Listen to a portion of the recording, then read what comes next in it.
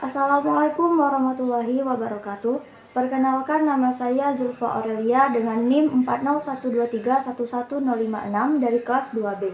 Di sini saya akan menyelesaikan tugas dari mata kuliah Hukum Internasional, dan di sini saya akan menjelaskan tentang apa itu Mahkamah Internasional serta peran dan juga fungsinya. Mahkamah Internasional merupakan badan pengadilan internasional resmi yang bersifat tetap dan bertugas untuk memeriksa dan memutus perkara-perkara yang diajukan kepadanya. Kedudukan dan dasar hukum Mahkamah Internasional yakni mahkamah berkedudukan di Den Haag, Belanda, dan didirikan pada tahun 1945 berdasarkan pada Piagam PBB. Namun, mahkamah ini mulai bertugas sejak tahun 1946 sebagai pengganti dari Mahkamah Internasional Permanen. Secara keseluruhan, ada 5 aturan yang berkenaan dengan Mahkamah Internasional sebagai sebuah organisasi internasional. Adapun kelima aturan tersebut, yakni yang pertama ada Piagam PBB tahun 1945. Yang kedua, Statuta Mahkamah Internasional tahun 1945. Yang ketiga, Rules of the Court tahun 1970 yang telah diamandemen pada tanggal 5 Desember tahun 2000. Yang keempat, Practice Direction dari nomor 1 sampai 9. Yang kelima, Resolution Concerning the Internal Judicial Practice of the Court yang diadaptasi pada tanggal 12 April 1976 dari pasal 19 Rule of the Court. PBB memiliki beberapa organ utama, diantaranya Majelis Umum, Dewan Keamanan, Dewan Perwalian, Sekretariat Jenderal, dan Dewan Ekonomi dan Sosial, serta Mahkamah Internasional. Hal ini ditegaskan di dalam pasal 7 ayat 1 Piagam PBB. Karena memiliki kedudukannya sederajat dengan organ-organ utama PBB yang lainnya, maka Mahkamah Internasional bukan merupakan badan peradilan umum PBB yang bersifat memaksa terhadap organ lainnya. Mahkamah hanya memiliki kewenangan untuk memberikan nasihat apabila dimintai, dan pemberian nasihat itu tidak mengikat atau memiliki kedudukan lebih tinggi dari keputusan Majelis Umum PBB. Demikian juga halnya dalam pemeriksaan berbagai perkara yang diajukan kepada Mahkamah Internasional. Maka, organ-organ PBB lainnya tidak boleh mencampuri urusan mahkamah tersebut. Umumnya, sengketa lingkungan hidup internasional menyangkut persoalan pertanggungjawaban atau responsibility dan ganti rugi, atau disebut juga dengan compensation. Deklarasi Stockholm tahun 1972 telah menegaskan dalam prinsip 22 yang menyatakan perlunya dikembangkan hukum internasional mengenai kewajiban dan kompensasi terhadap korban pencemaran. Prinsip ini ditegaskan kembali dalam Deklarasi Rio tahun 1992 pada prinsip 13, yaitu perlunya dikembangkan hukum nasional dan internasional mengenai ganti rugi. Menurut beberapa ahli hukum internasional, penyelesaian sengketa dapat digolongkan dalam 2 kategori, yakni yang pertama, penyelesaian sengketa secara damai, yaitu para pihak yang terlibat sengketa bermufakat untuk mencari penyelesaian secara bersahabat. Yang kedua, penyelesaian sengketa secara paksa, yaitu pemecahannya ditempuh secara paksa atau dengan menggunakan kekerasan.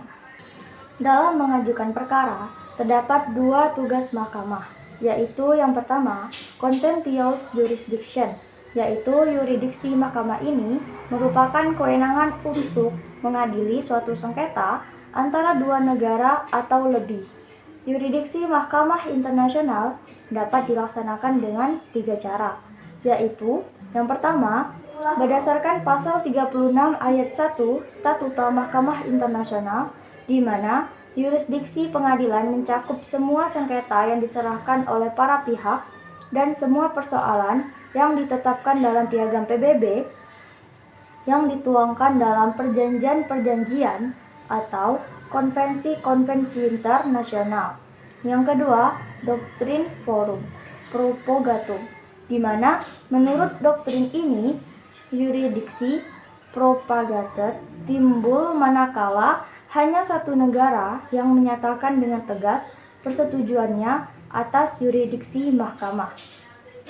Kesepakatan pihak lainnya diberikan secara diam-diam, tidak tegas, atau hanya tersirat saja.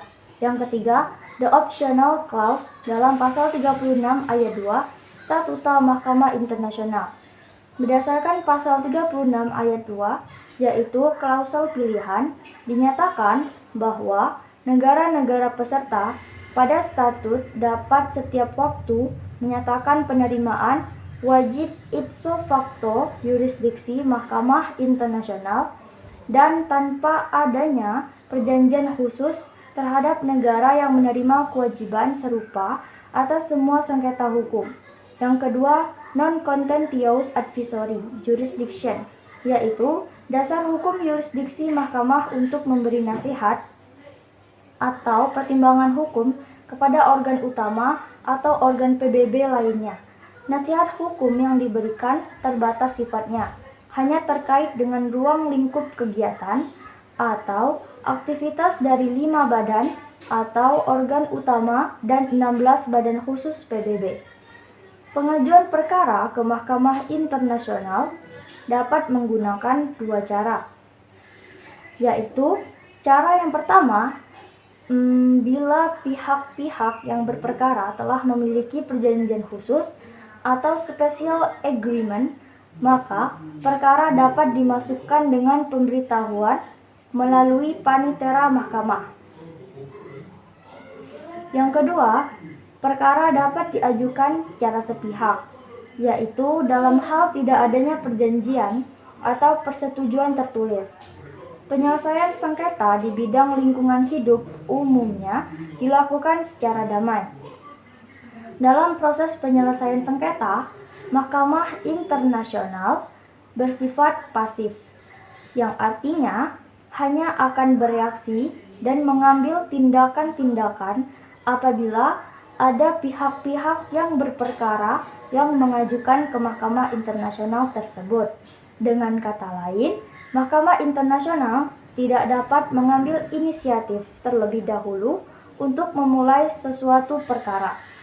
Sehingga peran Mahkamah Internasional dalam sengketa lingkungan hidup internasional juga bergantung pada sukarela dan kesepakatan negara-negara dalam menyelesaikan sengketa di mana sesuai dengan pasal 33 ayat 1 Piagam PBB.